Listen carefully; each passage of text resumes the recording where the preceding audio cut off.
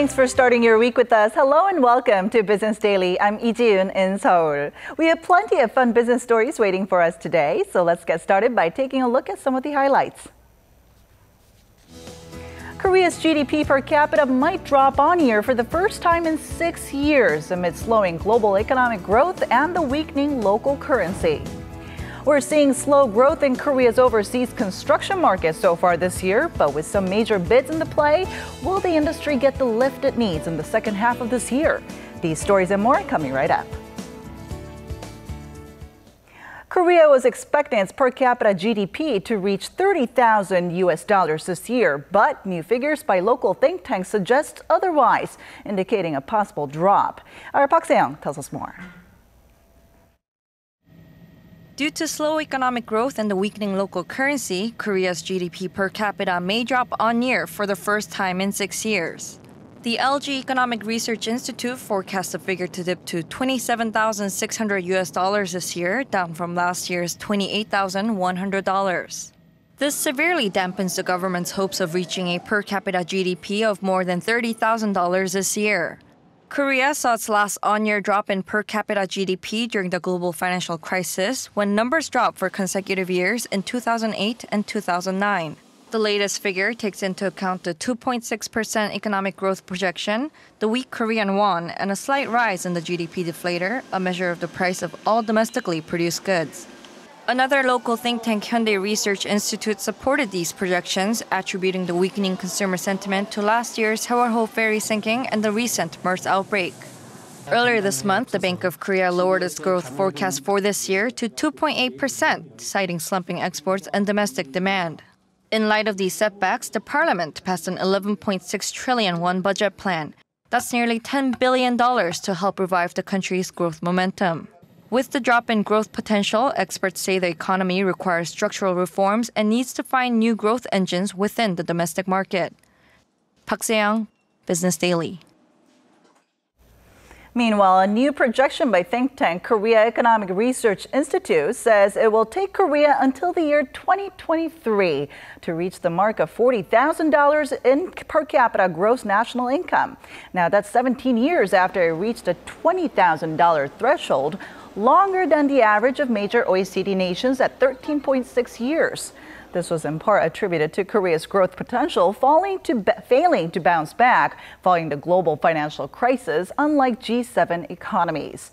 The OECD forecasts that the country will see its potential growth rate plummet to 1.9% in 2034 from 3.6% this year. The government has put out new measures to help tackle dire conditions in the youth job market. The finance ministry says that it aims to create 200,000 new working positions by 2017, along with the business sector, to provide relief for the 410,000 jobless young Koreans recorded in the first half of this year. By doing so, the ministry hopes to boost the employment rate by 1.8 percentage points. It also said it will work with companies to encourage more full-time hires and internships that will eventually lead to regular employment. New standards for Korean households eligible for government support next year have been released, with 4-member households set to receive government aid for their livelihoods if their monthly income is below the $1,000 mark. The Ministry of Health and Welfare said on Monday that the median income used as the base calculation to determine government support levels will be set at roughly $3,700 per month. This figure for a 4-person household is 4% higher than last year. For families that make under $1,800, they will be eligible to receive assistance for education.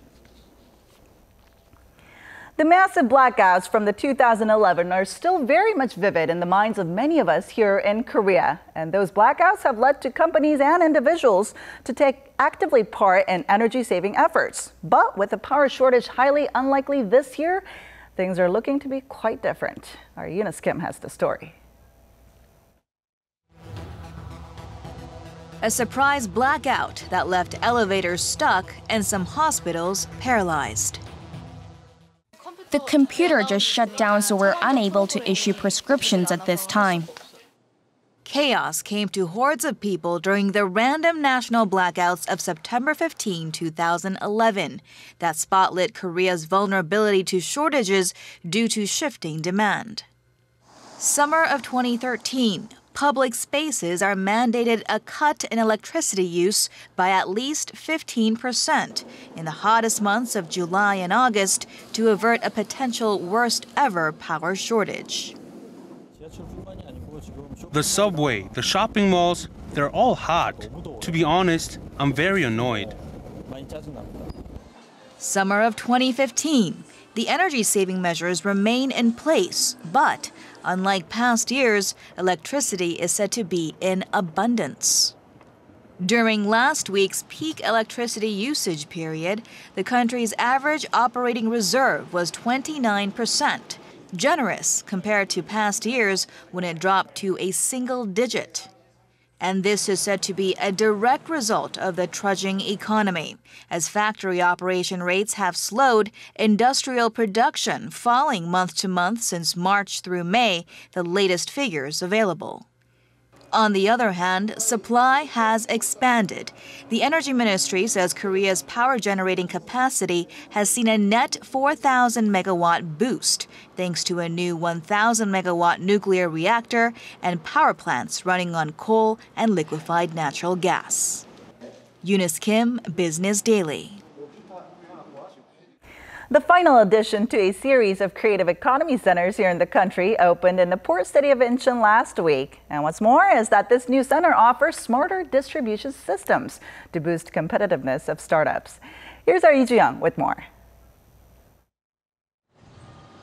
This is a new cargo terminal on the nation's western coast of Incheon that is set to open in January. Shipping company Hanjin Group will introduce a smart logistics system here in collaboration with the Science Ministry as part of the Incheon Creative Economy Innovation Center, which opened its doors last week, completing a nationwide network of 17 centers. The latest edition will mainly focus on helping startup firms develop smart distribution management systems by infusing information and technology into infrastructure to optimize distribution and operations.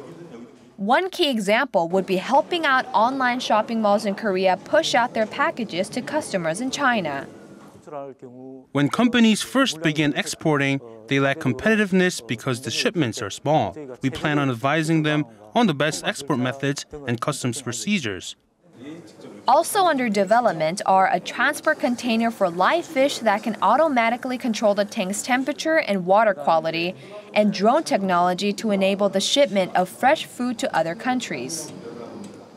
With the center located in Incheon, a traditional distribution hub particularly when it comes to trade with China, Hanjin looks to pour in $140 million as it eyes global expansion and advancements into Asia's biggest economy.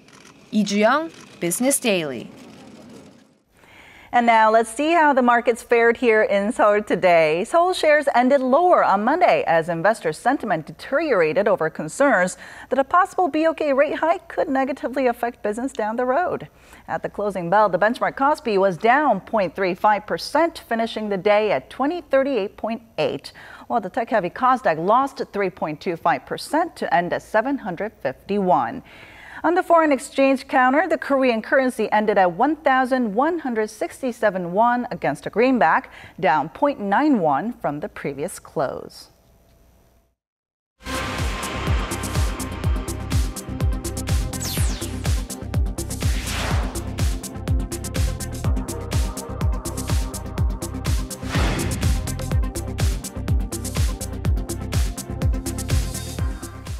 Once a vibrant market, Korea's overseas construction business now seems to be stuck in slow growth. And this, especially when it comes to building in the Middle East, despite the current administration's pledge to spur a second Middle East boom. And today, we take a look at where this industry is headed and if it will be able to do better in the near future. For more on this, our Kwon So-ah joins us in the studio today. Hello, Zoa. Hello, Jiun. All right, so how bad has it been exactly for major construction companies here in Korea this year? Well, taking a look at the report cards of Korea's top constructors, you will get a picture of just how unfavorable the conditions are. Samsung Engineering's Q2 operating profit plunged by almost 81% compared to the same period last year. Daerim Industrial saw a fall of 27%, while Hyundai Engineering and Construction slid by 9%. Now, this is why 2015 as a whole is not expected to be as successful as 2014. But some silver linings are in the forecast for the second half of the year. Let's take a look at what those could be. Marking 50 years of setting foot in the overseas construction market and exceeding the $700 billion mark of cumulative orders from abroad, there are high hopes for year 2015. But the first half of the year fell far from bearing fruits, as slower demand led to a more than 30% drop in the value of orders from the same period last year. This is attributed to a combination of the sluggish global economy and unrest in the Middle East, where many of Korea's main clients are. From 2012 through 2014, construction projects for Korean companies in the Middle East amounted to around $30 billion. But this year we expect around $20 billion. Major oil producers in the Middle East have cancelled or delayed several orders this year, triggered by low global crude oil prices that began to drop significantly since last year. But there is some hope on that front. The predominant projection is that global oil prices will stay at current levels, but not drop any further. Also, the contraction in the global economy is not expected to get any worse. There are also lucrative construction deals waiting to be signed. There is a good chance that Korean builders will win the bid for a large portion of the so-called new refinery project in Kuwait, as they have put up the lowest bid for 4 of the 5 available packages. If they win the bid, it'll be the biggest overseas project of this year, and it may kick off the beginning of a second Middle East boom, which the Korean government has long been waiting for. Kuwait's Supreme Petroleum Council recently approved an extra budget for the project. Nothing's definite yet, but we believe there will be good news for Korean companies at the end of August or September. Another place to turn attention to is Iran, after the recent nuclear deal, as the country has risen to the top of the list for potential business opportunities, which experts say construction firms should go after aggressively. When it comes to construction, gaining dominance in the market first is extremely important. For instance, if a contract has been signed for a chemical plant, that's very likely to connect to a variety of other infrastructure projects in the vicinity, such as apartments, bridges, and dams. That's why it's so important to break into the region faster than competing countries. However, some say Korea should reduce its dependency on the Middle East and shift focus elsewhere. In fact, compared to the first half of last year, when contracts from the Middle East accounted for almost 66% of overseas projects, this year that rate plummeted to 27%, with more than half of the orders coming from Asia. One promising project is the construction of a high-speed rail project connecting Malaysia's capital Kuala Lumpur and Singapore, set to begin this year. Korea Rail Network Authority has stepped up to form a public-private consortium in order to win the bid against strong competitors like Japan, China, France, and Germany.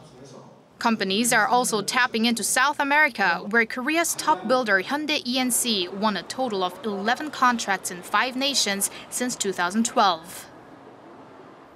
So it looks like after half a century of construction success, mostly coming from the Middle East, I guess it's time for Korea to look into other markets. That's right. All right. Well, did Korea start its history of overseas construction in the Middle East? Well, that's a good question, because I guess many people would actually think that's the case. But Korea's first order came actually from Thailand, and that was for a highway that was constructed by Korea's top builder Hyundai Engineering and Construction back in 1965. Okay, so that's where it all began. That's where it all began, and that's also where Korea's reputation started to build up, because Korea is very well known for being very punctual and fast with completing its projects. All right. Well, from the report, though, it looks like we have a lot of major bids, major projects coming up in the second half of this year. But then I guess those are not enough to boost the overall figures. That's right. Chances seem to be dim, and that's why the director that I talked to earlier said because of these weak expectations, the government didn't release any numbers for the outlook in the second half. Now, earlier this year, it had a target of reaching $70 billion up from the $66 billion achieved last year. All right, I guess a lot of eyes will be on those major bids coming up, and we'll have to wait and see if those bids will help us to bring about a second construction boom here in Korea. All right. Thank you so much for coming in today, Soa. My pleasure, Tian. And that wraps up today's edition of Business Daily. We'll be back tomorrow at the same time, same place with more business stories that matter to you. Thanks for watching and see you soon.